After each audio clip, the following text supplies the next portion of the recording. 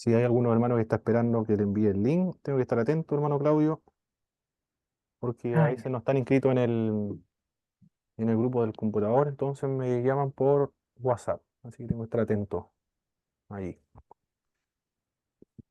Esta es la clase número 3 de Consejería Pastoral, una materia muy importante para todos los que trabajan y los que sirven en el servicio cristiano en el ministerio cristiano, en distintas áreas. No solamente tiene que trabajar o servir al Señor en el área pastoral, sino también si usted se desempeña en, en tarea de cualquier liderazgo, por ejemplo, puede ser con los jóvenes, con las señoritas, en el caso de las hermanas, las dorcas, o también con los coros, o un grupo de voluntarios, predicación a la calle también, o un departamento de evangelización, todos requieren este curso de consejería pastoral. Ojalá, Dios quiera, muchos hermanos de nuestras respectivas iglesias, de todas nuestras iglesias evangélicas aquí en Chile, tuvieran la responsabilidad, la motivación de poder capacitarse, estudiar, tomar estos cursos para servir mucho mejor en el ministerio cristiano, que se sientan comprometidos. Sería magnífico eso, hermano Claudio, ideal que se comprometieran con la escritura, con teología sistemática, con defensa de la fe, para predicar, para interpretar la Biblia. La iglesia sería mucho más robusta, conocieran sus doctrinas también fundamentales para evitar diversos problemas. Pero estamos aquí, este grupo, y esperamos que los hermanos que están estudiando puedan compartir todos los conocimientos que adquieran en el Instituto Bíblico con las iglesias respectivas. Bienvenido, hermano Víctor. Gracias, hermano Pablo. Hola, hermano Claudio. Buenas noches. Buenas noches, mi hermano Víctor. En la De clase la anterior, tardanza. no se preocupe, hermano. En la clase anterior estuvimos observando que la meta de la consejería pastoral era fomentar en los creyentes el amor a Dios y el amor al prójimo, fomentar y hacer crecer en el creyente la imagen del Señor Jesucristo, que crezca en la madurez cristiana, sea maduro y por medio de los principios bíblicos pueda solucionar por sí mismo sus distintos problemas que surgen en la vida creyente. Y está enmarcado dentro de la misión de la iglesia y también es parte de la evangelización, no tiene propósitos evangelísticos. Son muchas las razones por las cuales las personas recurren a la consejería pastoral, como las tensiones, la inseguridad, la ansiedad, desviaciones morales, infelicidad matrimonial, problemas de los adolescentes, por temas políticos también, por temas económicos, sociales, inquietudes filosóficas, temas doctrinales. Son multitud de las causas que motivan a una persona ir a la consejería o recurrir a la consejería pastoral. El consejero cristiano, estuvimos viendo la semana pasada, tiene algunos recursos, algunas técnicas para poder aconsejar. ¿Me podrían mencionar, por favor, alguna de esas técnicas de la consejería? Una es directiva y la otra no directiva. Por favor, si me pudiesen mencionar cuál es una y cuál es la otra.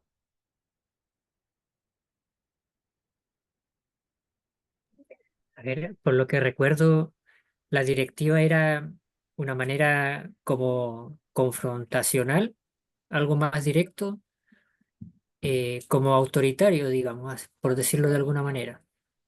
Y la no directiva era algo más, digamos, como amigable, podríamos decir, como Muy más de bien, consejo, más eh, como de, como de amigos, de amistad, correcto. por decirlo. Muy bien, lo he entendido muy bien, mi hermano Víctor. Si pudiese agregar algo más, por favor. No, yo creo que estuvo clara la explicación, así que Ah, muy bien. No sé si eh, había llegado a ah, esa clase. Parece que sí llegó a tiempo en esa clase. Lo dijo sí, sí, muy sí, bien. Una es como un general y el otro es como un amigo.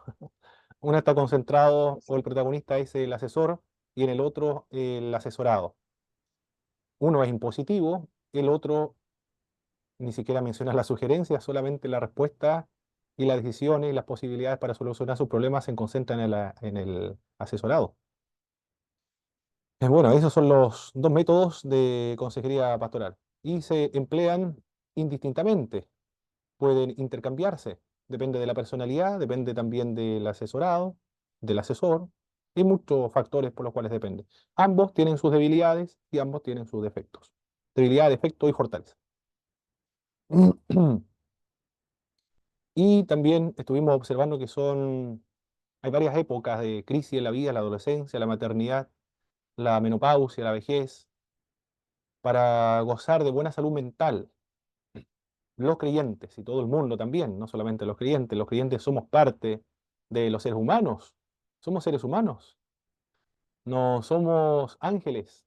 Cuando nos convertimos a Cristo, no nos convertimos en ángeles, ni tampoco es extirpada la naturaleza pecaminosa, ni tampoco ya estamos en un estado de glorificación, seguimos siendo seres humanos, con debilidades, con defectos, vulnerabilidades, creciendo, sin embargo, a la restauración espiritual, de acuerdo a la imagen de Cristo. Por lo tanto, para tener buena salud mental se requiere cumplir o satisfacer ciertas necesidades, entre ellas hasta las sociales, las físicas, psicológicas, y estas deben ser satisfechas para tener una muy buena salud mental. Hay varias características de la inmadurez, como por ejemplo el carácter explosivo, la autoconmiseración, necesidad de consuelo constante.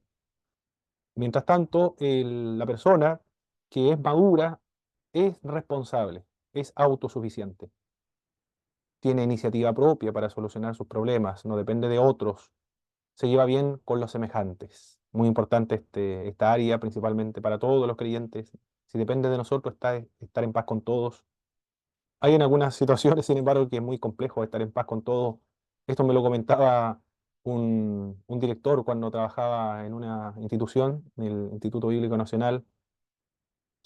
Un pastor predicó acerca de si depende de nosotros estar en paz con todos. Y salió un pastor que era el director. Dijo, en algunas ocasiones es muy complejo estar en paz con todo porque ya no depende de nosotros. Se refería a un vecino que él tenía que le odiaba a los evangélicos y lo odiaba a él también personalmente por eso, porque era evangélico. Le hacía la vida imposible, porque el simple hecho de ser evangélico. Pero si depende de nosotros, debemos estar en paz con todo. Bienvenido, mi hermano Félix. Bueno, ¿cómo está, hermano? Dios Bien, le gracias, bendiga. Señor. Y también una perspectiva de largo alcance o proyectarse para cumplir metas a largo plazo. No se desespera si no salen las cosas como uno desea. Está contemplado la posibilidad de tropiezos, de retrocesos, de fracasos, pero no se impacienta ni se desespera, ni deserta de conseguir un objetivo. A eso se refiere una perspectiva de largo alcance. Interés también en el bienestar de los demás. Estas son las características de una persona que es madura. El Señor nos ayude a madurar, ¿ah? A madurar necesitamos ser maduros, desarrollar los frutos del Espíritu. Debe ser parte de nuestras oraciones de ser maduro y crecer en la fe, ser como nuestro Señor. Y los requisitos de un asesor son muy importantes, varios, ser tratables, sociables, accesibles, porque una persona acudirá o sí, irá en busca de ayuda o de consejería de orientación a alguien que le tenga confianza, que sea accesible. Antiguamente, yo creo que esto es un fenómeno debió haber sido latinoamericano en general, porque somos todos una misma cultura latinoamericana. Pero el perfil de los pastores antiguos era la seriedad y no reírse mucho. Un pastor que se reía mucho en una zona de aquí del país, una hermana anciana le llamó la atención y le dijo, usted se está riendo mucho, va a perder el respeto de la congregación. Bueno, él, él es tan accesible, tan amable que los hermanos no lo respetan por el hecho de ser serios, lo respetan porque es muy amistoso, es amigo de todo el mundo, es muy risueño también. Es como es un amigo, un hermano más, nada. Y la gente lo quiere, lo aprecia. Pero la idea de lo más antiguo parece que debía ser muy serio, no reírse. Quizás me estuvieron comentando los hermanos en la mañana tomaban muy en serio el texto bíblico de el anciano debe ser serio. Entonces lo entendían en el sentido de no reírse, no en el sentido eh, de ser una persona que tenga ciertas cualidades, que cumpla sus promesas, es decir, que no sea, que cambie de opinión. Entonces parece que lo interpretaban de este modo literal, de no reírse, o porque podría perder el respeto. Bueno, tiene que ser una persona accesible y sociable también, reunir ciertos rasgos personales, entender los móviles de la naturaleza humana, dominar sus propios deseos, entenderse a sí mismo, saber las técnicas del asesoramiento, dedicar tiempo a la consejería. Tiene que dedicar tiempo, es muy importante. No, bueno, no todos tienen el tiempo, sin embargo, de la consejería. Estaban hablando durante la mañana los pastores que algunos quieren conversar con el pastor cuando termina el culto. En algunas iglesias hacen una fila grande para ir a despedirse del pastor y ahí aprovecha la oportunidad de poder conversar, porque durante la semana no es posible. Pero en ese contexto, en esa situación de despedirse del pastor cuando hay muchos hermanos y ha finalizado el culto, todos quieren conversar con él, usted entenderá que es muy difícil poder hacer consejería pastoral en esa situación o circunstancia porque se requiere la tranquilidad, la soledad también, no sufrir interrupciones. En ese contexto no se puede desarrollar la consejería pastoral. Por eso que debe dedicarle tiempo en otros espacios, en otras oportunidades. Idealmente, lo que se aconseja en las otras iglesias, en los otros seminarios que son extranjeros, que en las iglesias exista una oficina pastoral, idealmente, y un horario de atención. Todo eso depende en otras iglesias que están en los pueblos. El pastor está atendiendo a los hermanos desde las 9 de la mañana hasta la 1 de la noche, todo el día, en algunas iglesias de los pueblos y, y y que son grandes, tiene que tener una iglesia numerosa. Yo lo vi eso, ¿eh? Lo vi. Cuando iba a conversar con los pastores, por ejemplo, a la ciudad, a algunas ciudades de la región de la Araucanía, algunos pueblos, siempre había un hermano conversando con el pastor. Y el pastor estaba todo el día conversando con los hermanos. Pero se requiere tiempo. Y lo otro, también, una parte muy importante de la consejería, es guardar el secreto, ser discreto. No comentar con otros lo que se ha escuchado o lo que se ha contado en la consejería pastoral. No se pueden utilizar los testimonios que se han dado, se han escuchado en la consejería como ilustraciones de sermones, ni en la iglesia ni en otras iglesias. Debe ser conservado en secreto. No se debe comentar ese secreto ni con la esposa o con el esposo, con nadie, porque si lo cuenta a alguien, al esposo o a la esposa, ya ha violado algo muy sagrado, algo, un requisito fundamental de los consejeros, que es la discreción y el guardar secreto. Si no, va a ser considerado como un traidor y pierde la oportunidad de seguir ayudando a los hermanos a amar más a Dios y amar a Jesucristo. Bueno, esos son los requisitos y lo que estuvimos observando en la última clase.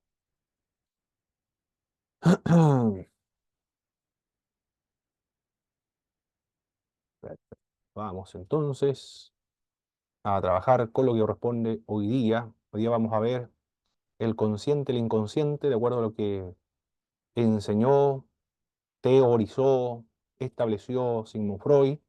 Recuerde que nosotros somos parte de una teología evangélica conservadora y los conservadores se destacan por no ser antiintelectuales, sino que dialogamos con todas las disciplinas que existen en el mundo del conocimiento para ayudarse a cumplir la misión de la Iglesia en todas sus áreas, en igle de crecimiento, en consejería pastoral, en discipulado, en la pastoral. Aquí nos encontramos en la pastoral. Por lo tanto, todas las investigaciones, los recursos que existan de todas las disciplinas, como la sociología, la antropología, la ciencia, la biología, la psiquiatría, todo eso se utiliza para cumplir más eficientemente la misión. Porque si es verdad, toda verdad proviene de Dios y debe ser utilizado para cumplir la misión de la Iglesia, en tanto estos conocimientos sean compatibles con las Sagradas Escrituras. Si es incompatible con la Biblia, toda teoría, todo conocimiento, investigación se rechaza. Pero si ayuda, entonces se utiliza y se ocupa. Y una de estas es la de Sigmund Freud. Es parte de la metafísica, eso debemos reconocerlo. Es parte de la metafísica. ¿Cómo se puede comprobar de lo que si lo que él dice está correcto o está errado? ¿Cómo se puede comprobar eso? No hay cómo comprobarlo. Por lo tanto, no es ciencia, es metafísica. Está relacionado con el alma, con el espíritu, con lo inmaterial. Es una teoría, pero que sin embargo esa teoría ha ayudado a solucionar el problema de las personas. Y si ayuda a solucionar los problemas de las personas, entonces, ¿por qué no utilizarlo? Además, lo teorizó Sigmund Freud, que es un médico austriaco, pero sin embargo siempre se ha utilizado en la historia de la Iglesia, principalmente los padres del desierto o los directores espirituales para atender el alma. Por lo tanto, no es que se descubrió y lo utilizó Sigmund Freud, siempre se ha utilizado en el mundo cristiano, por lo menos. Trabaja con el alma, con con lo espiritual, que está relacionado con el espíritu del ser humano, o denominado más bien como la metafísica, que es muy abstracto, que está más allá de lo que se puede comprobar físicamente. Él fue el fundador del psicoanálisis. Habló acerca de la conciencia, la preconciencia, el inconsciente. Con respecto a la conciencia, Sigmund Freud dijo lo siguiente: lo que se sabe con claridad corresponde a la conciencia. Lo que se puede reconocer libremente, eso es la conciencia. Lo que está allí, lo que está allí a primera vista, que no requiere mucho esfuerzo para poder encontrarlo, sino que está ahí explícita y clara y objetivamente. Con respecto a la preconciencia, contiene las cosas que la persona ha sabido, pero ha olvidado temporalmente, como por ejemplo la gramática nuestra, algunas operaciones matemáticas. Si nosotros, por ejemplo, no utilizamos la matemática ahora, está ahí, pero yo no me acuerdo. Por ejemplo, puede ser los idiomas bíblicos. Cuando no trabajamos los idiomas bíblicos, el griego, por ejemplo, si me preguntan la gramática griega, tengo que hacer un esfuerzo para acordarme de los modos, los tiempos, la persona, ¿qué más? El género, pero tengo que esforzarme un poco para recordarlo, porque no está en la conciencia, pues sí, porque no se trabaja mucho, pero si se trabaja ya estaría muy claro, eso sería parte de la conciencia.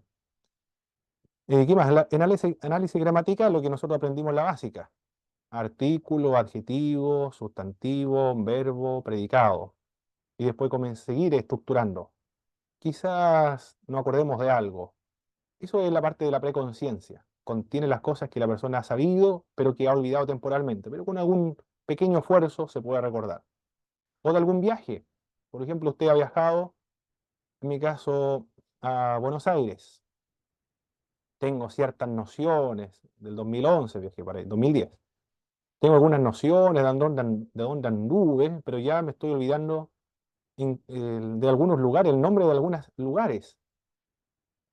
Pero está en las memorias, pero de manera muy oscura, muy vaga. Bueno, esa es la parte de la preconciencia. Se ha olvidado temporalmente, pero después, si uno vuelve allá otra vez, ya se acuerda muy bien. Pero está ahí, está presente. Del mismo modo como los conocimientos que ustedes adquieran en el Instituto Bíblico, si no lo utilizan, va a quedar en la preconciencia. En algún momento lo van a utilizar o van a leer algún libro, o si se desempeñan en algún ministerio, entonces alguna disciplina, algún ramo, lo van a utilizar mayormente, como por ejemplo si se dedican a la predicación, van a lograr dominar muy bien lo que es la predicación. Después se van a volver expertos en la predicación. Le va a ser muy fácil elaborar sermones porque están dedicados a eso.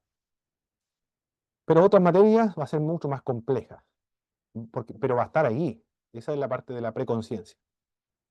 El inconsciente son experiencias que vienen desde la niñez, que es imposible de recordar, es muy complejo de recordar. No sabemos lo que nos ocurrió en la niñez. Algunas cosas recordamos, por ejemplo, eso pertenece a la preconciencia. Están en forma de impulsos, de impresiones, pensamientos incontrolados, recuerdos reprimidos, activos, impulsivos. Algunos tienen mucho temor de ir al mar, por ejemplo, y no saben por qué tienen temor de ir al mar. Luego viene el papá y le dice, tiene temor de ir al mar porque cuando estaba muy pequeño casi se ahoga en la bañera o algo así, o queda traumatizado por cuando se bañaba, por ejemplo. Bueno, eso pertenece o es parte del inconsciente, experiencias que vienen desde la niñez, pero que es imposible de recordar. El preconsciente es más complejo de recordar, más dificultoso, la conciencia está ahí presente. De eso habló Sigmund Freud. De acuerdo a lo que él observó, él llegó a esas conclusiones por medio de la observación. Luego lo sistematizó y comenzó a atender a las personas de acuerdo a lo que teorizó. Las personas, todos nosotros, utilizamos diversos mecanismos de defensa. Tenemos diversas reacciones, comportamientos. ¿Qué son los mecanismos de defensa? Son procesos mentales habituales, inconscientes y a veces patológicos que utiliza el yo para afrontar los conflictos con la realidad externa. El objetivo de los mecanismos de defensa es enmascarar con los comportamientos externos la realidad interior de nosotros para mantener el equilibrio de nosotros mismos. De esa manera, al utilizar estos mecanismos de defensa, nos protegen nuestra autoestima, amenazada por las fuerzas externas, pulsionales, y de esa manera neutraliza los conflictos internos que podrían originarse si no utilizamos estos mecanismos de defensa. Todos los mecanismos de defensa, el inconsciente, pero son reconocibles, tienen tres características comunes. Son inconscientes, pero reconocibles. Una de estas características de los mecanismos de defensa son, estos niegan o falsifican o deforman la realidad interna y externa. Niegan. Cuando le preguntan a una persona cómo se siente, yo me siento muy bien, perfectamente bien. Pero en realidad, en el fondo, no se siente tan bien. Está negando una realidad. O falsifican la realidad también, o deforman la realidad interna y la externa. Son automáticos y no actos deliberados. Están presentes, no se reflexiona cómo responder ante una realidad, sino que surgen de manera instantánea y automática. Actúan en el inconsciente de forma que la persona no es consciente de lo que está sucediendo. Bueno, esos son los mecanismos de defensa, son varios mecanismos de defensa. Nosotros vamos a ver solamente algunos mecanismos de defensa. Lo utilizamos porque cuando conversan con los creyentes, con un líder cristiano o un siervo de Dios o una pastora, por ejemplo, una hermana, estos son los mecanismos que normalmente se utilizan. En ese contexto lo utilizamos en todos los contextos. Este mecanismo de defensa, el primero con el cual trabajamos, es la represión. Olvidamos lo que no nos gusta o lo que nos desagrada. Uno puede olvidar la hora con el dentista, por ejemplo, porque le recuerda el dentista el dolor, lo desagradable de la inyección, el olor también del medicamento que se utiliza. Bueno, y todo molesta, todo causa un desagrado a la persona, le complica, por lo tanto, olvidó la hora del médico. Eso se conoce como la represión. Olvidó para evitar ese momento muy desagradable. Estaba comentando una pastora en la mañana que cuando tenía 10 años huyó del médico. No quería ir a médico otra vez porque le hicieron tantas operaciones, ni le preguntaban, simplemente le decían, ya te vamos a operar ahora nuevamente. Después de tantas enfermedades que tenía, huyó en ese momento, no quería, quedó traumatizada por tantas operaciones. Se olvida también el nombre de una persona que lo humilla, una víctima que es humillada o es torturada, la persona que ha sufrido, la víctima, se ha olvidado del nombre del victimario, del torturador. En ese caso es positivo porque imagínese, está recordando el nombre de la persona que lo ha torturado, sería muy doloroso, sería muy desagradable todos los días estar recordando ese momento tan crítico. Olvida entonces un evento traumático. Es beneficioso en ese sentido. Impide la represión que surja a la superficie un pensamiento que traería un sentido de culpa o ansiedad. El cometer asesinato, por ejemplo, u otro delito o crimen que le puede traer una reacción fuerte de la conciencia. Fyodor Dostoyevsky escribe un libro, Crimen y Castigo. El protagonista es Raskolnikov. Muy buena la obra. Uno queda fascinado con la lectura porque él trabaja esta área del inconsciente, lo que pasa en el interior del ser humano. Comete dos asesinatos. No, no lo tienen como sospechoso a él y investigan quién pudo haber asesinado a estas personas. A él no lo descubren. Después tiene que entregarse porque después la conciencia no lo deja tranquilo. Lo impresionante del protagonista, y como lo describe Dostoyevsky, es que comienza a soñarse con el difunto y después deja de comer. No puede mirar a la cara a la mamá, a sus familiares. Se vuelve ensimismado, deprimido, quiere quitarse la vida. No, olvidar, imposible de olvidar. Bueno, algunos, sin embargo, olvidan. Él no lo pudo olvidar. No pudo emplear este mecanismo de defensa de la represión. Le fue muy imposible porque fue un crimen muy, muy terrible. Pero otros, sin embargo, lo olvidan. Lo tratan de olvidarlo. Algunos dicen que han cometido asesinato. Yo no sé qué me pasó. No recuerdo ese momento cuando cometí o ejecuté este crimen. Está empleando un mecanismo de defensa. No se puede olvidar algo tan terrible como eso. En ocasiones impide funciones normales. Puede reprimir el impulso sexual al punto de que la persona llega a ser un impotente o frígida. Bueno, en ese caso es un asunto mental, puede ser que también sea físico, pero si es un mecanismo de defensa de la represión, entonces ahí se puede atender psicológicamente. Puede producir histeria, se convierte en manifestaciones orgánicas. Se ha relacionado, de hecho, la parálisis de la mano con el impulso de atacar violentamente, la ceguera con el impulso de mirar cosas prohibidas o amenazantes. Si ha ocurrido de ese modo, impresionante la relación que existe entre la mente, el espíritu del ser humano, la conciencia del ser humano, cómo puede afectar lo físico del ser humano. Ahí comprobamos de que nosotros somos integrales y todas las áreas de nuestra personalidad están interconectadas en sí mismas. Somos holísticos, entonces todo se relaciona con todo.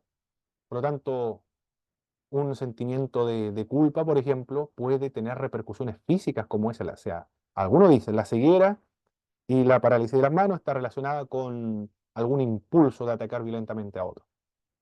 No en todos los casos, por supuesto, en algunos. Se cree que este mecanismo de defensa contribuye a males físicos tales como la artritis, el asma, las úlceras. Esta inhibición puede extenderse a la musculatura, por lo cual se expresa la agresión y produce una dolencia crónica. De igual manera, el asma resulta de la extensión de la represión a los órganos de la respiración. Es increíble, ¿eh? Todo lo que puede afectar al ser humano físicamente.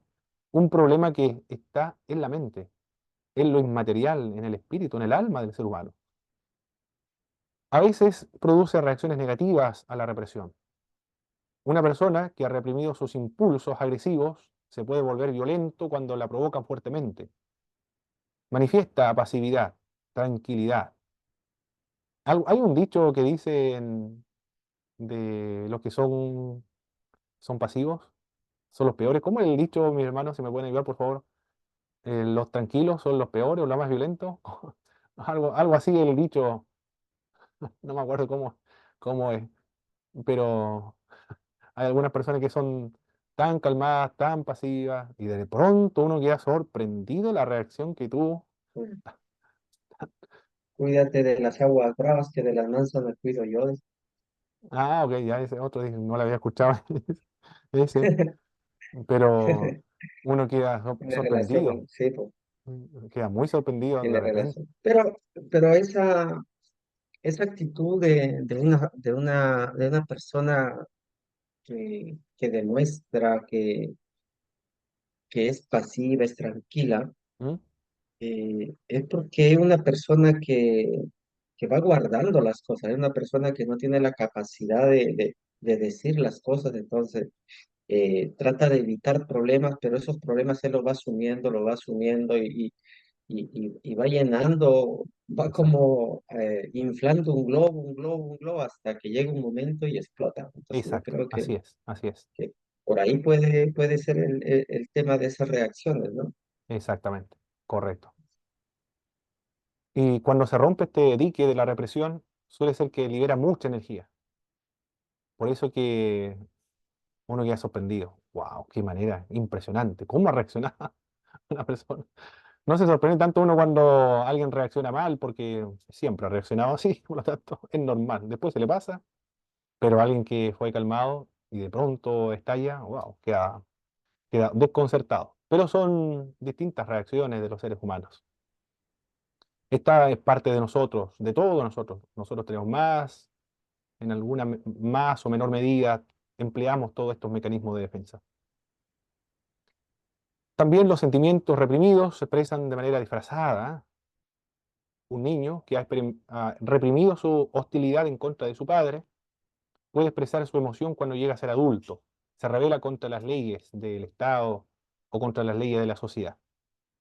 Se vuelve intolerante, intransigente, violento, agresivo, porque su padre era muy duro con él y él era incapaz de poder manifestar esa hostilidad o rebelarse contra él. Con frecuencia los reprimidos se expresan simbólicamente en sueños. También la represión se puede expresar en forma de negar verbalmente que existe el deseo. Por ejemplo, dicen, no, no lo deseo. Significa que realmente lo desea alguna cosa. Pero ocurre también, se alivian las represiones cuando desaparecen las amenazas. Pero ocurre que personas que abrigan temores originados en su niñez y nunca tuvieron la oportunidad de saber que las amenazas ahora ya no existen realmente, continúan con aquellos temores. Ese es el primer mecanismo de defensa, la represión. Reprime lo que es condenable socialmente. Lo olvida o lo niega, o lo reprime por un tiempo y después estalla. No sé si ha tenido la experiencia, mis hermanos, de en su familia, colega de trabajo, amistades o iglesias, este mecanismo de defensa, si se ha utilizado en alguna ocasión.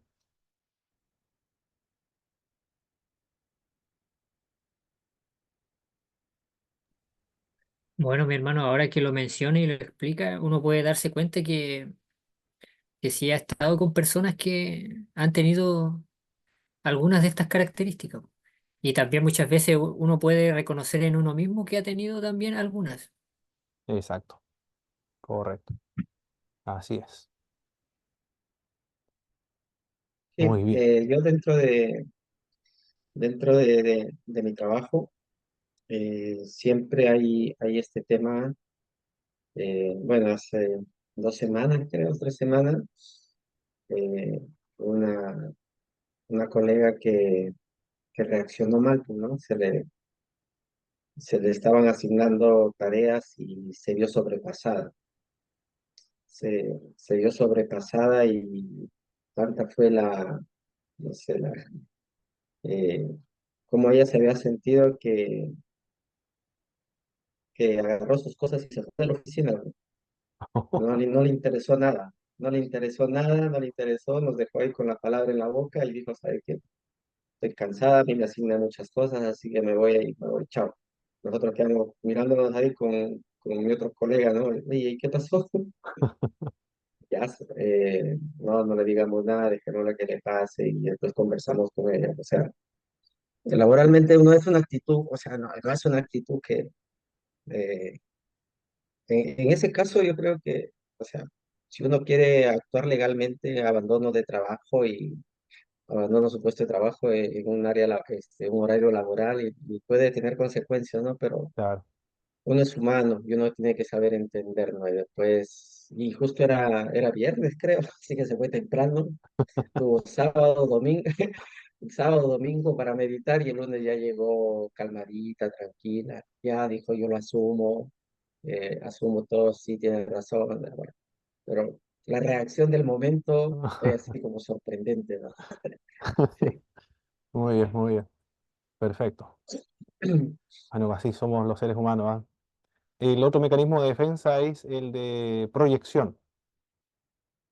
Se manifiesta este mecanismo en algunas personas cuando se sienten incómodas por tener algún defecto moral o por cometer alguna falta. Y se alivia esta tensión o esta incomodidad personal atribuyéndole su mal a otra persona.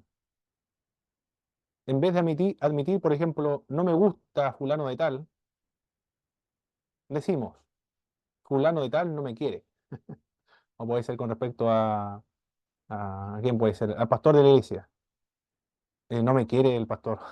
En realidad puede ser que esté proyectando, empleando un mecanismo de defensa, que en realidad él que no le gusta, no es que no lo quiera, sino que él no le gusta la característica del pastor. ¿Qué más puede ser? Bueno, como eso, o el jefe, o los hermanos, por ejemplo. El hermano no me mira, no me saluda, pareciera que me odia. En realidad la hostilidad está en mí y yo proyecto los defectos míos sobre las otras personas. A eso se refiere el mecanismo de defensa de proyección. En vez de decir mi conciencia me molesta, dice él me molesta. Pero en realidad mi conciencia es la que me está molestando. Jesús censuró a las personas que empleaban este mecanismo de defensa de la proyección cuando dijo, ¿por qué miras la paja que está en el ojo de tu hermano y no miras la viga que está en tu propio ojo? El mentiroso se siente mejor si puede convencerse a sí mismo de que todos son mentirosos. Y después dice, pero ¿cuál es el problema? Si todo el mundo miente. ¿Cuál es el problema? Puede decir una autoridad pública, si todo el mundo eh, recibe, puede ser, cohecho o soborno. Bueno, en alguna cultura más que otra, me parece mucho que en Bolivia es parte de la cultura, no sé si en Argentina, pero en Bolivia sí. En Bolivia tienen que llevar los conductores un porcentaje de dinero. Cuando lo detengan, sabe que tiene que pagar un porcentaje para que no le saquen una multa importante. En Paraguay también es así. Se fue un Perú hermano también. cuando también No, Perú es muy nombrado por eso. ya. Y un hermano viajó y se fue en auto.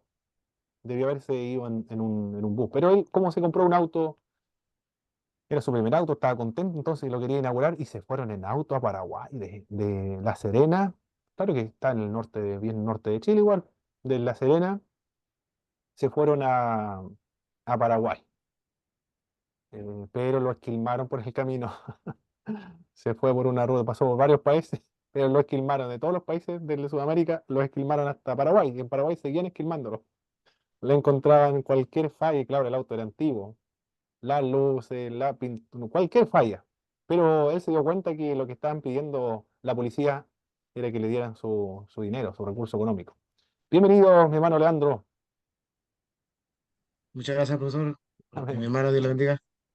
A ver, hermano Leandro. Disculpe la tardanza. No se preocupe, mi hermano. Bueno, se siente cuando alguien le atribuye un defecto moral a todos, entonces se siente aliviado. El, aquí viene llegando más, hermano. Se había desconectado un hermano. El engañador sospecha que todos los demás son engañadores o son corruptos. Pero ¿por qué me acusan a mí si todo el mundo es corrupto? O todo o todos los políticos son mentirosos. Bueno, parece que la política es un recurso político, una estrategia política y no está considerado como un defecto, ¿ah? Porque en una oportunidad yo recuerdo de Francisco Buenchumilla, el senador de la región de la Araucanía, fue alcalde también de la región de la Araucanía, pero estuvo conversando y esto que todo grabado ahora, ¿eh? Alguien lo está grabando y subieron el video y le decía a las forestales. Ustedes no me van a creer si yo ando, por ejemplo, en las plazas y ando con una muleta y ando vendado. No me van a creer que yo estoy accidentado, porque recuerdo que yo soy político. Increíble lo que dijo, ¿ah? Lo que quería decir es que los políticos, su característica es de mentir. Yo soy político, no me van a creer que yo estoy accidentado por el hecho de que ande con muleta en el centro de las plazas de la ciudad. Bueno, no, y no se sienten mal por mentir, porque el mundo de la política tienen que mentir para poder sobrevivir. Bueno, están empleando un mecanismo de defensa que es la proyección. No sé si serán todos así o no, pero se sienten muy bien algunos porque el hecho de mentir es parte de la política. La persona que condena continuamente un pecado particular se debe examinar para ver si ella misma no es culpable de ese mismo pecado. Porque alguien puede predicar, por ejemplo, permanentemente sobre el adulterio. Entonces quizás puede estar proyectando una debilidad, un defecto sobre otra persona. Por eso el texto dice acá que se debe examinar a sí misma. O el robo, cualquier defecto. El mecanismo de defensa de proyección es eso, proyectar mis defectos, mis debilidades, mis vulnerabilidades sobre otra persona para no sentirme tan mal. Esa es la idea. Se manifiesta cuando una persona proyecta sus sentimientos sobre otros. Una persona infeliz puede pensar que todo el mundo es infeliz y que el mundo es un valle de lágrimas. El peor aspecto de la proyección es que resulta casi imposible ayudar a una persona que no está dispuesta a enfrentarse con la realidad, porque es una forma de evasión, y si ella está convencida de que está libre de culpa, y son los otros los que lo perjudican o pecan, no escuchará a ningún consejero. Todos los demás están equivocados. El pastor está equivocado, la iglesia está equivocada, los coristas están equivocados, los jóvenes están equivocados, los pasilleros, los porteros, los relacionados públicos, todos ellos están equivocados. El único que está correcto soy yo. Todos me odian. Bueno, muy difícil aconsejar a una persona así, ¿ah? O ayudar a una persona con esas características. También al experimentar la reacción negativa de las personas que son objeto de su condenación, puede desarrollar un complejo de persecución y sentirse como víctima de los demás. Algunas sectas funcionan de ese modo. Personas que pertenecieron a las iglesias después forman una secta y se sienten luego víctimas y se sienten perseguidos, aplastados por otros. Pero es eso, están empleando un método, un mecanismo de defensa denominado la proyección. ¿Algún testimonio, alguna ilustración, mis hermanos, de este mecanismo de defensa en sus iglesias o en sus colegas de trabajo, en sus familiares o amistades, lo que ustedes conozcan?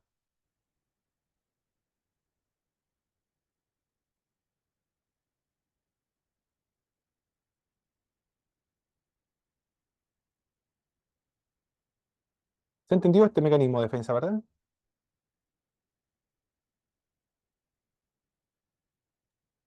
Sí, Ah, perfecto. Muy bien, correcto. muy bien. Sí.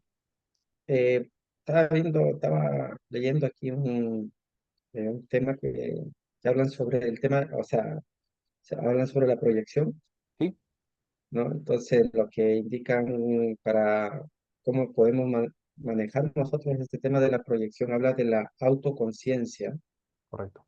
¿no? Es reconocer cuando nosotros estamos proyectando, porque este es un tema inconsciente. Mm, Este es un tema que nace de la inconsciencia, no es que uno lo planifica, no, sino inconscientemente uno refleja las cosas en otra persona. Por eso es el concepto que se llama proyección. Uno proyecta en otra persona, ¿no? exacto. Entonces dice que hay que tener autoconciencia, también hay que reflexionar, ¿no? Hay que tomar un momento para reflexionar sobre por qué estamos proyectando. Mm, También, eh, también recomienda mucho la comunicación abierta. hay que comunicarse de manera abierta y honesta, más sobre todo con la otra persona. exacto. Eso es lo que recomiendan, ¿no? Para poder, de alguna manera, entender y manejar el tema de la proyección. Muy bien, hermano Víctor, muy Y bien. algunos ejemplos, bueno, algún ejemplo que dice que un individuo que siente enojo, por ejemplo, imagínate, a veces puede ser que nosotros sentamos enojo y hostilidad hacia los demás. Puede acusar a esas personas de ser enojada y hostil. O sea, yo puedo estar enojado y puedo sentir hostilidad, pero yo no lo reconozco. Entonces Exacto, proyecto eso en otra persona y digo, no, ellos son enojones, ellos son hostiles, pero en la final el que es así soy yo, ¿no? Entonces yo lo entiendo exacto. de esa manera y como lo veo acá. Así, eso, Eso es. hermano, gracias. Muy bien, hermano Víctor. Muchas gracias por su complemento de la lectura. Se dice Hermano, que, igual, sí, hermano Félix. sí, en realidad pensando lo que decía el hermano y, y en esto de la proyección pasa mucho igual en las relaciones, digamos, matrimoniales. Doy un ejemplo yo en mi trabajo de una persona que, por ejemplo, todas las instituciones le habían dicho a la persona, en este caso al hombre, de que tenía que involucrarse un poco más con su familia y no se daba a conocer, no tomaba la conciencia, no tomaba, eh, digamos, no recapacitaba, así como que todos los demás estaban mal y él no tomaba conciencia de lo que le estaban diciendo y no quería reconocer finalmente y estaba cejado, digamos, como en esa inconsciencia y lo que él hacía estaba bien, todo estaba bien. Pero Correcto. es increíble cuando todas las instituciones, y muchas instituciones, no solamente una, varias, le decían involúcrense un poco más, pero él no, la verdad que no veía eso. Mm. Es que es muy traumático también el, para uno mismo el reconocer que está mal, ¿ah? Porque es angustiante, una humillación y Mm, es complejo el reconocerse que uno está mal. Por eso que emplean esos mecanismos de defensa como un medio de claro, autodefensa. Es normal claro. que lo emplee en algún momento, por supuesto, ya cuando ha tocado fondo, tiene que reconocerlo. Oye, y por la cultura igual al hombre le cuesta más, ¿ah? Exacto, claro. A nosotros nos cuesta mucho más todavía reconocer nuestros errores. En el cristianismo tenemos que reconocer los errores, bueno, es parte de la práctica cristiana, pero es verdad, cuesta porque eh, es demostrarnos y exhibirnos vulnerables a los otros. Eso es, vulnerable a los otros. Se dice que este mecanismo de defensa de la proyección es la base de la xenofobia y el racismo. La xenofobia se entiende lo que es, ¿verdad, mi hermano? Todo entiende lo que es la xenofobia. Es la fobia hacia los extranjeros. Esa es la xenofobia. Pero cuando alguien, por ejemplo, dice, habla contra los extranjeros, se dice que, yo no sé cómo estará la situación acá en Chile, pero en el 2011 se escribió un libro, aquí lo tengo, mm, los pueblos indígenas y el derecho, de Elwin, el hijo de Patricio Elwin. En este libro, el autor dice que Chile es uno de los países de la región más racista que existe. Y él lo demuestra en todo este volumen, ¿ah? Porque el único pueblo que no ha reconocido, el único país que no ha reconocido en la constitución política de la República los pueblos originarios, los pueblos indígenas.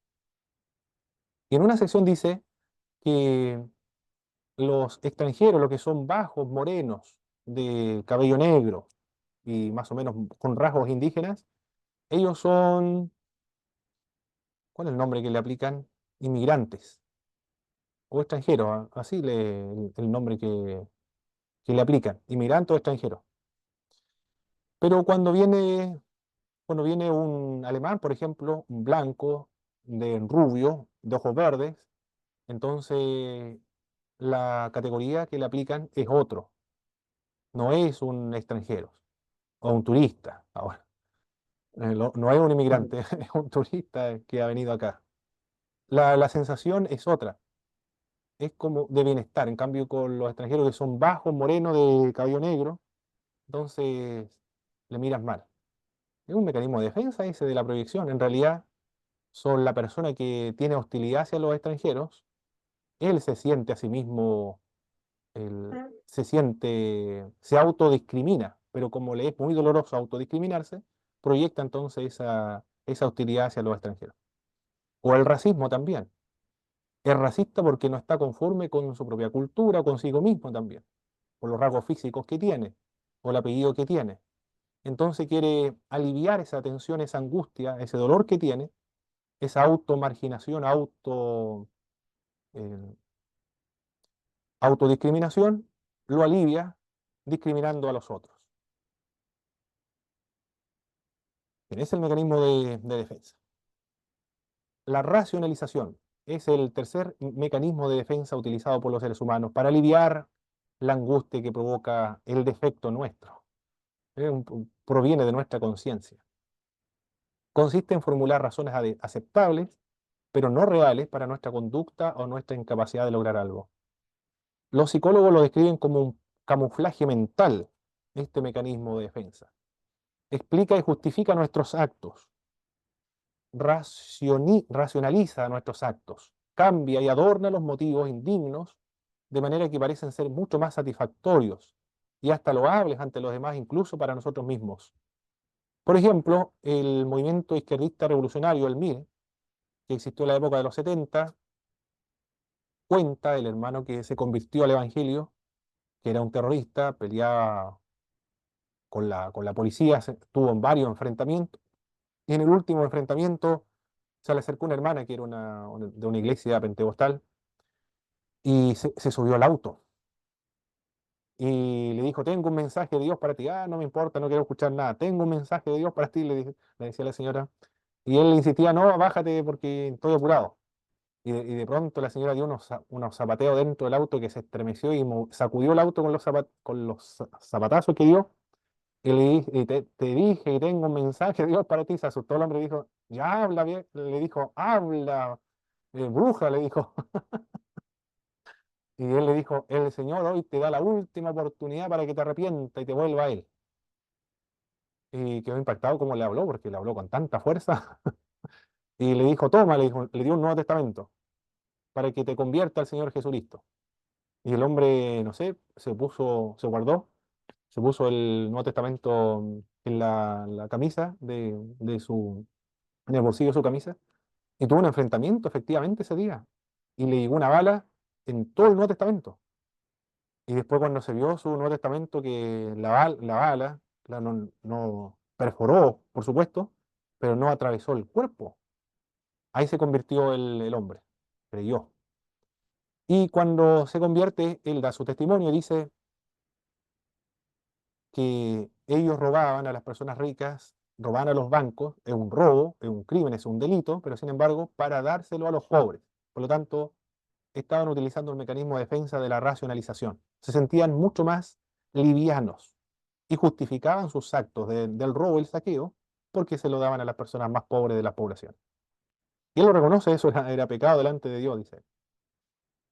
El perezoso también justifica su pereza porque dice en el libro de los Proverbios, el perezoso se da vuelta en su cama, no quiere salir y se justifica, dice, yo no voy a ir a trabajar hoy día porque quizás haya un león y me puede devorar. Entonces prefiero quedarme aquí y así sobrevivir a la muerte del ataque de un león. Bueno, está empleando también el mecanismo de defensa de la racionalización. El alumno que no estudia su materia, le va mal en el examen, dice, estas preguntas estaban muy mal formuladas y parece que esta prueba fue más difícil para mí. Yo creo que el profesor me odia. Son mecanismos de defensa que está utilizando, denominado la racionalización. Un hombre con mucho dinero da sus recursos económicos para una obra beneficiosa, pero parece que no lo hace por generosidad, sino para sentirse bien, o para que la gente, consigo mismo, y también para que la gente lo pueda alabar, como ocurrió con Ananías y Zafira en el libro de Hechos. Tiene un aspecto positivo, sin embargo, este mecanismo de defensa de la racionalización. se puede mencionar que hace más tolerable nuestras frustraciones de la vida. Si tenemos algunas frustraciones, algunos logros que no hemos podido resolver, lo racionalizamos, lo justificamos, nos explicamos a nosotros mismos y así nos alivia este sufrimiento o esta frustración. En el aspecto negativo, nos impide enfrentar la realidad y tomar pasos para solucionar nuestros problemas o remediar nuestros errores. Es un autoengaño. Tiene en un sentido puede ser positivo, pero cuando se exacerba se convierte en un sentido negativo.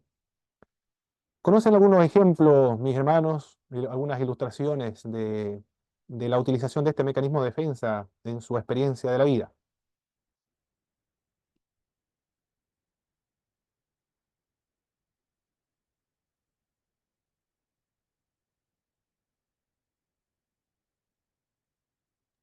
Sí, profesor, yo tengo una experiencia con mi vida. Por ejemplo, yo aplazaba mucho el estudiar electricidad. Yo me desempeño en electricidad.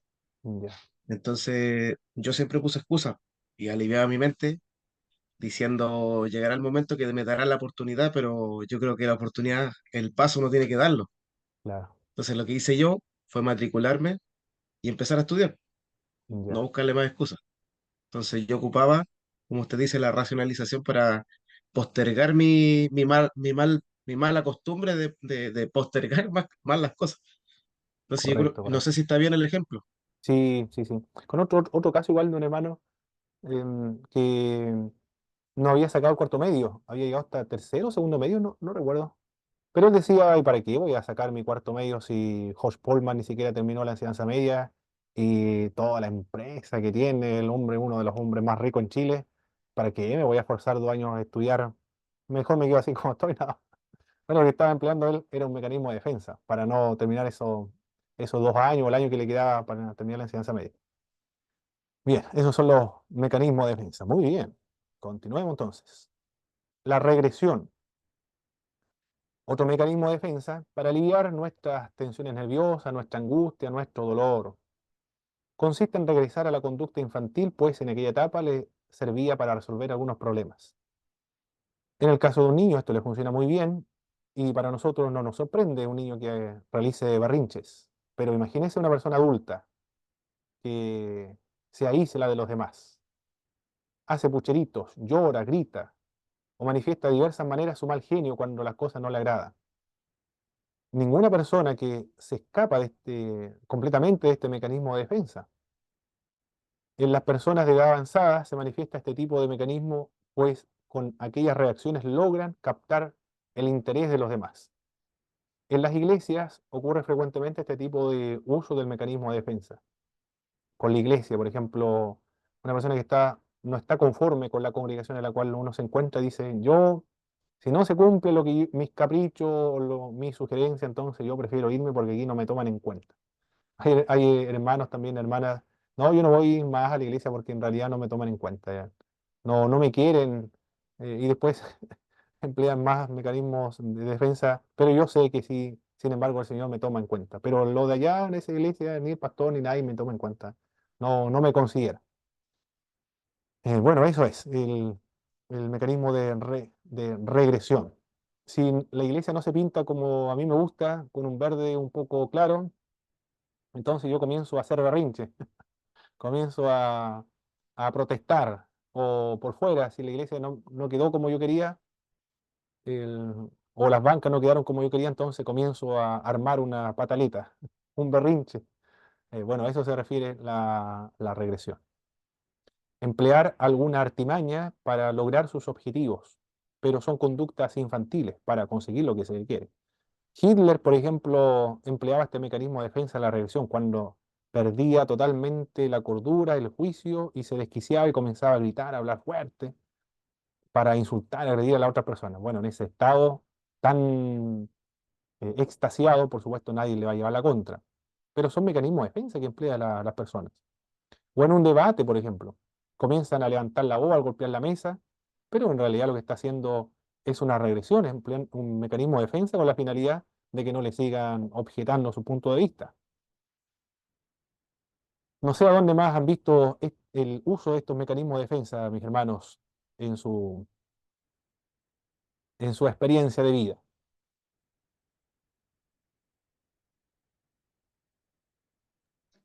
Eso yo lo vi, o lo veo siempre, por ejemplo, en la política más que nada, sobre todo en nuestra política chilena. Boric, por ejemplo, procuraba, estaba en las marchas, levantaba injurias sobre los militares, sobre cómo debería gobernarse el Chile, y ya nosotros lo vemos que no hace mucho de lo que él decía que iba a hacer.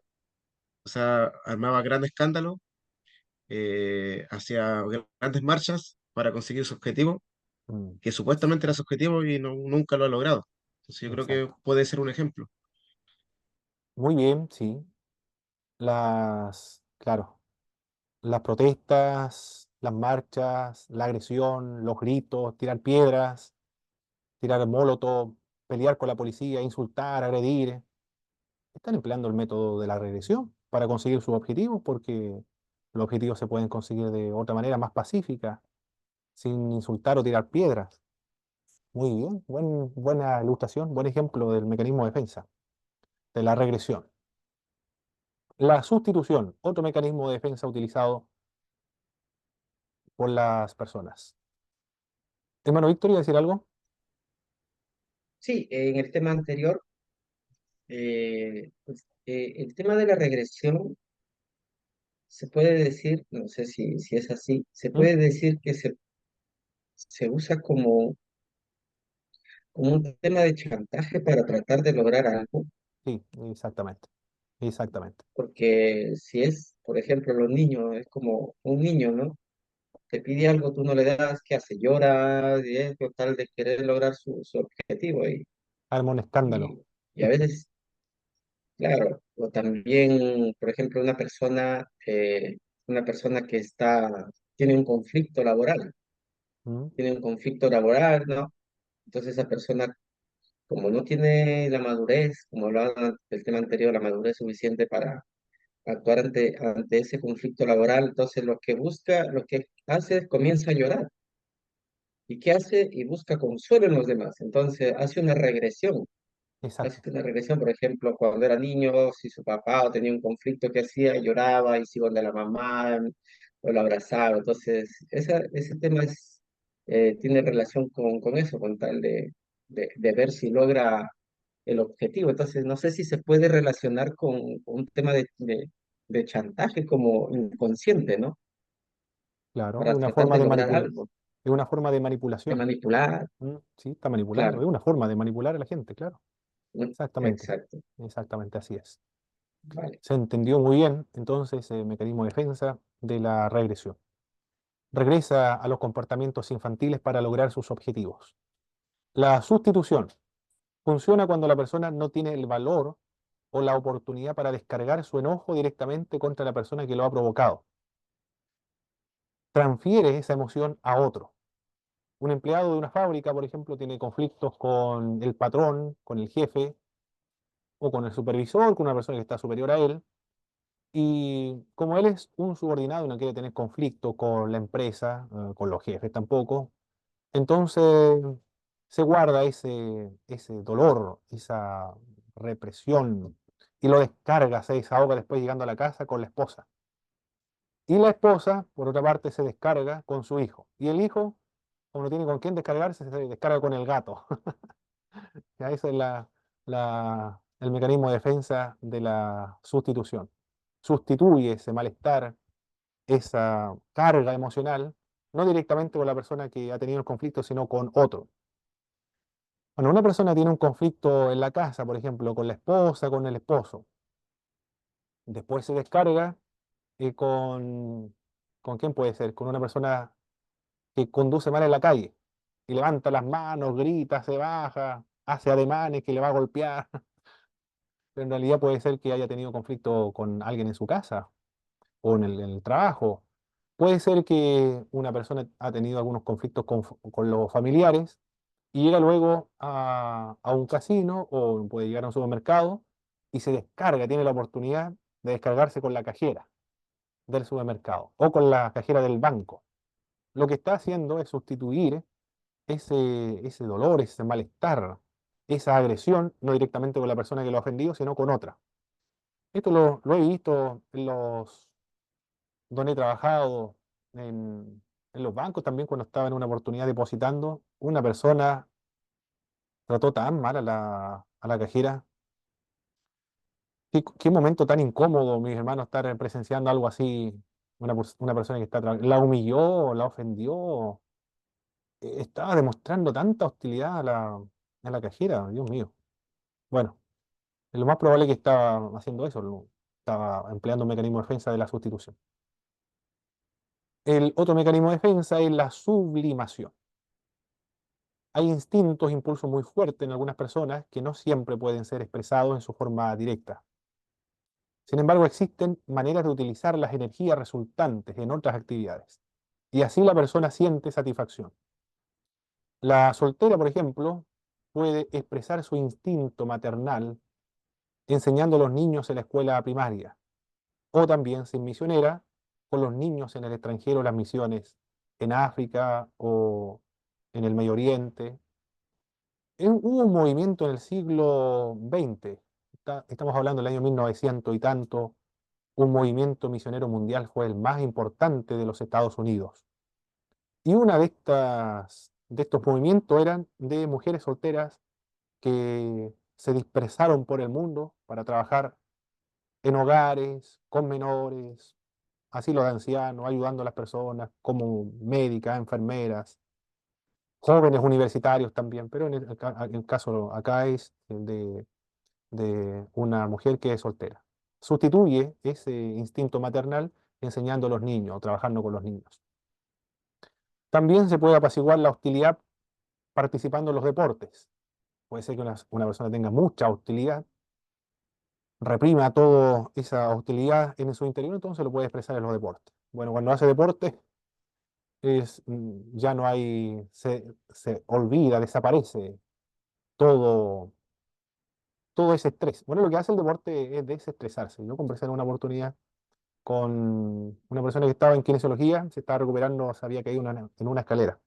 Practicaba artes marciales, boxeo, y hablamos. Yo le dije, también había practicado en la juventud artes marciales y ahora salgo a trotar, le dije. Claro, y me dijo algo que yo no me había dado cuenta, que en realidad el deporte te libera de los estrés, claro. Y cuando uno sale a trotar, realmente libera todo los estrés. Todo el estrés queda, pero muy calmado, muy relajado. Es muy relajante, muy desestresante el hacer actividad física. Bueno, puede pasar eso también. eh, se, eso se le llama la sublimación. Muchas de las contribuciones a la cultura, el arte, la ciencia, ha sido y son resultado de la expresión de impulsos destructivos en una forma positiva, pero indirecta. El impulso se canaliza hacia una forma más aceptable, es derivada hacia un nuevo fin. Una pulsión sexual se sublima hacia una finalidad no sexual, apuntando a objetos valorados socialmente, como la actividad artística, la investigación intelectual, por ejemplo. El deseo de un niño por la exhibición puede sublimarse mediante la carrera en el teatro, en la televisión, o trabajar en la televisión pública, bueno, de alguna manera para demostrar su exhibición. Un cura en una oportunidad, un obispo, me parece una persona importante dentro del catolicismo romano, le preguntaron: ¿y cómo usted puede controlar su impulso sexual? ¿Cómo puede usted mantenerse célibe?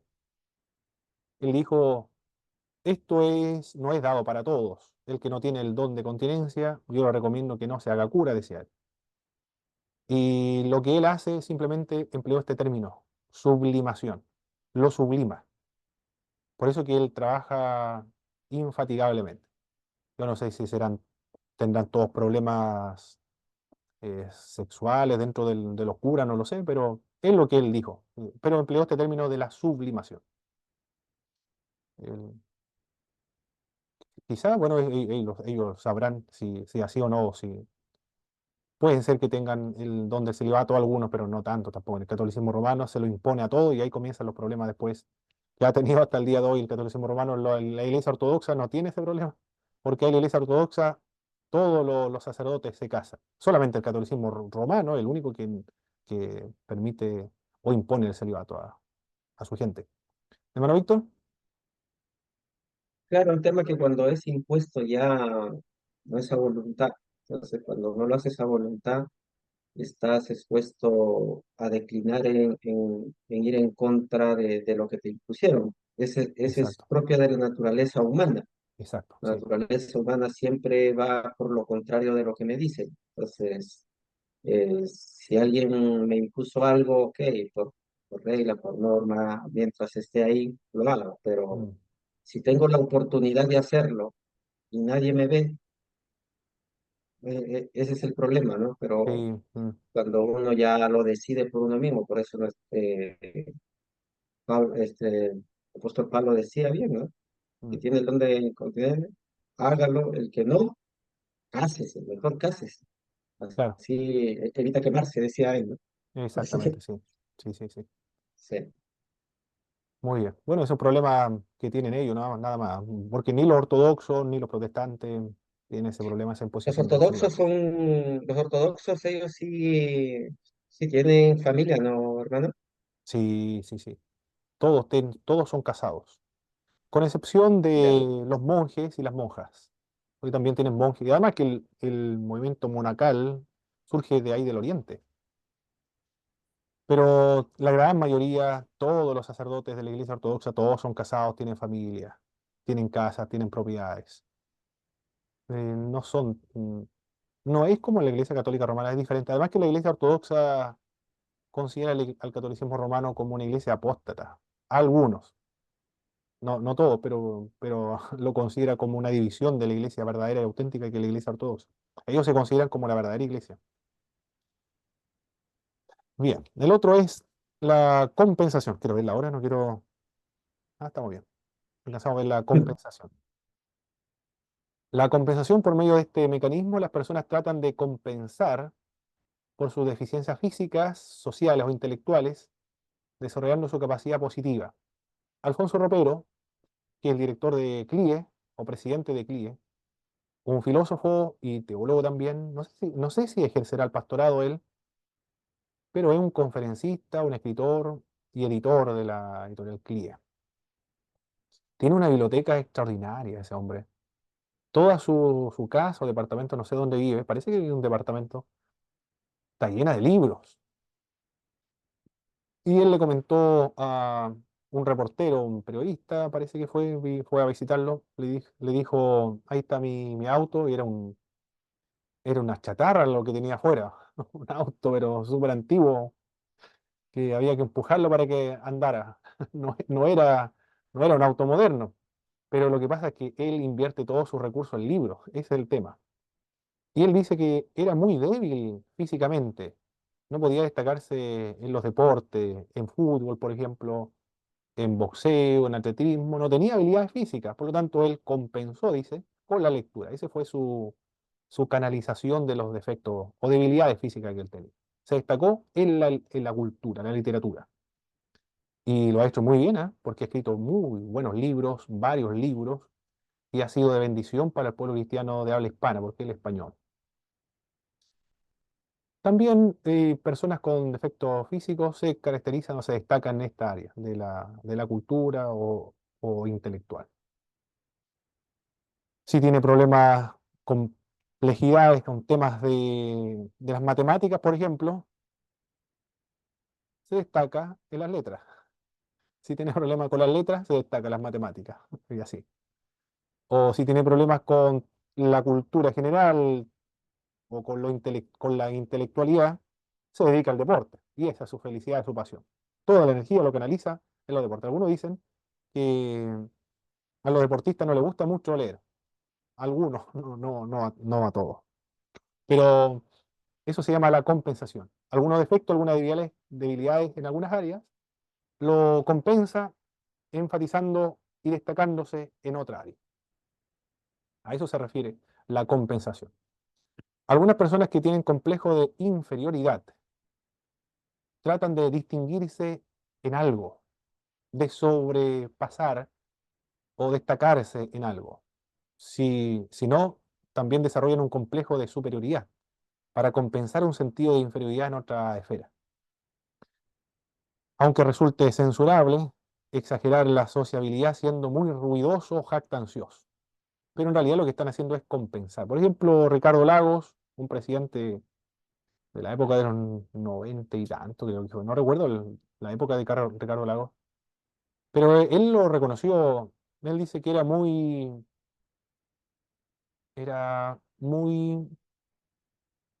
¿cómo se llama esta palabra? Que tímido, es muy tímido. Así lo dijo él. En su casa es muy tímido. Pero la gente se sorprendió porque aparentaba o proyectaba a las personas un carácter muy fuerte, muy duro. Y de hecho le habló en la prensa a Pinochet, le indicó con el dedo. Era muy temperamental en público, pero en realidad dijo él que era una forma de compensar esa debilidad que él tenía, aparentando rudeza, fortaleza en la sociedad o en público. Bueno, a eso se refiere la compensación. Puede obrar en contra de las personas cuando se exagera. Lo otro es la identificación. Este mecanismo se manifiesta cuando una persona trata de incluir en su personalidad las características de la otra persona. Si se identifica exitosamente con la otra persona, será semejante a ella. Al igual que los hijos se identifican con los padres, las personas en que funciona este mecanismo imitan a otros, que por regla general son poderosos, son atrayentes, son populares y personas exitosas. En una oportunidad escuché un sermón. Estaba recién llegado a una iglesia cristiana, como a los 17 años más o menos. Fue la tarde, una media vigilia me parece. Fue una media vigilia. Hermoso el culto, impresionante. Veía al que iba a predicar, que se oraba, se arrodillaba cada cierto tiempo, que estaba en el púlpito arriba, donde se sientan todos los invitados. Y después le correspondió el sermón a él y comienza con una ilustración, comienza a elevar la voz, comienza a moverse de un lugar a otro. Y era tan claro, tan ordenado, tan fervoroso, apasionado, y la iglesia enfervorizada. Estaba casi que hervía la iglesia en alabanza, en gloria a Dios, en aleluya. Fue ver un culto extraordinario y al final con una conclusión extraordinaria, un llamamiento al altar y una multitud de personas pasó adelante. Y después, no sé si pasó una semana o un mes, puse la radio y escuché a Gigi Ávila. Y resulta que el sermón que había predicado el hermano en la iglesia era el mismo sermón de Gigi Ávila, con la misma introducción, la estructura, la misma conclusión, las mismas ilustraciones, y después el llamado al altar. Exacto, estaba imitando a Gigi Ávila el predicador. Lo hizo muy bien, sí, lo hizo muy bien, lo imitó perfecto.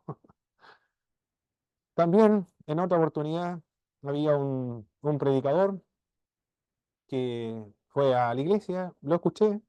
Un hermano después me dijo, ¿qué le pareció el sermón? Yo le dije, está un poco relacionado con la doctrina de la prosperidad este sermón.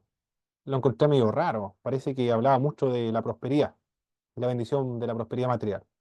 Ese sermón, dijo, yo lo escuché en el canal Enlace cuando estaba predicando Cash Luna y empleó el mismo sermón, tal cual como él lo predicó en la iglesia, y con los mismos ademanes, con las mismas poses, la misma forma de caminar. Yo ni siquiera lo vi el sermón, pero más o menos me lo imagino. Lo imitó muy bien. Estaban imitando. Eso se llama mecanismo de defensa de identificación. Tratan de imitar a personas atrayentes, populares, exitosas. Pero también se identifica con partidos políticos, con equipos deportivos, con grupos religiosos. Se identifica con estos grupos. Es una manera de sentirse importante o participar activamente o vicariamente en sus luchas, en sus éxitos o en su prestigio. Tiene que ver con la identificarse con un grupo de personas. Los adolescentes se identifican con un héroe o una persona popular. Otro motivo de identificación viene de la frustración, de la ansiedad. Una señorita, por ejemplo, ve que sus compañeras de curso han comenzado a casarse y ella todavía no puede casarse. Entonces comienza a comportarse y a imitar a sus amigas con la finalidad de poder tener una posibilidad de casamiento. Esta identificación se denomina identificación orientada hacia una meta. El mecanismo de defensa tiene aspectos positivos y también aspectos negativos. La persona puede imitar las características positivas de la persona que admira. Bueno, eso sería ideal, características positivas. El carácter, pues, se puede imitar algunas virtudes, pero no, ya la personalidad, eso ya no es saludable imitar la personalidad de otro, porque cada uno, el Señor le ha dado su propia identidad. Puede suceder también la inversa, que comienza a imitar lo negativo. Y en la mentoría y en el discipulado, el discípulo y el mentor va a imitar todo de su mentor, tanto aquellos aspectos positivos como aquellos aspectos negativos. También este mecanismo es un factor importante en el desarrollo de la personalidad e imprescindible para la estabilidad de la sociedad. Si la nueva generación no se identifica con los ideales y prohibiciones de sus padres, es probable que se produzca una generación de rebeldes en el futuro. Eso lo vemos en las iglesias. Cuando las iglesias no se transmiten la identidad cultural de una iglesia, en la segunda generación se va a producir una rebeldía. No se va a identificar con el grupo en el cual ha nacido y va a comenzar a cuestionar, a criticar y finalmente se va a ir del grupo de su iglesia. Eso es lo que nosotros estamos viendo actualmente en algunas iglesias pentecostales. Nacieron ahí y se hastiaron. Como no se transmitió esa cultura, ahora ha comenzado a negarla y a cuestionarla, a criticarla. Hermano Víctor iba a decir algo, me parece mucho. Sí, no, pero yo creo que terminando esto, no sé si ya terminamos con el tema de los mecanismos de defensa o esos son todo lo que vamos a ver de lo... No, lo que quería, hermano Pablo, era o sea, dentro de lo que hemos hablado, los mecanismos de defensa, eh, o sea, cómo nosotros, dentro de la consejería pastoral, ya llevándolo a todo este tema que nosotros conceptualmente hemos adquirido, entonces ahora llevándolo ya, poniéndolo dentro del contexto de la pastoría, de la consejería pastoral, perdón, eh, ¿qué técnica yo uso? Porque, o sea, ¿cómo yo identifico estos mecanismos de defensa en una persona? ¿Cómo yo la identifico como consejero pastoral? Viene una persona, entonces, ¿cómo yo lo identifico? Entonces, parte de lo que dicen que para identificar estos mecanismos de defensa en una persona requiere mucha observación y comprensión. Entonces, dentro de las técnicas tenemos la técnica directiva y la no directiva. Entonces, yo creo que para este tema es súper importante aplicar la técnica no directiva, Exacto. ¿ya? Porque la técnica directiva es muy rígida, es como un paradigma, es como una receta que yo tengo que seguir Mm. y es muy autoritaria, como podríamos llamarla, ¿no? Entonces, para yo observar una persona, para que la persona confíe en mí, para que yo comprender y analizar en base a lo que la persona me cuenta, como consejero pastoral, yo tengo que, o sea, en mi opinión, ¿no? Y eso y es mi pregunta que va hacia usted. ¿Usaría la técnica no directiva con el fin de poder identificar qué mecanismo de defensa está usando este hermano, esta persona, y en base a eso llevarlo a una consejería pastoral? Sí, definitivamente esa es. Uno de los mejores métodos es ese. No siempre se va a utilizar, porque el método de la técnica directiva o no directiva se pueden intercambiar, depende también de la personalidad del asesor, la personalidad del asesorado, el tema o la razón por la cual se fue a hacer la conversación o el diálogo pastoral. Todo eso depende de una pluralidad de factores. Pero para conocer y comprender a una persona se le debe escuchar y para escucharlo, dedicarle tiempo, comprenderlo, necesariamente solo se puede lograr por medio de la técnica no directiva. Y precisamente en la segunda parte de la clase vamos a trabajar las características y el procedimiento, las preguntas, de los requisitos también que se debe reunir el asesor para emplear la técnica no directiva. La técnica no directiva. Eso es lo que vamos a ver en la segunda Claro, parte de la clase.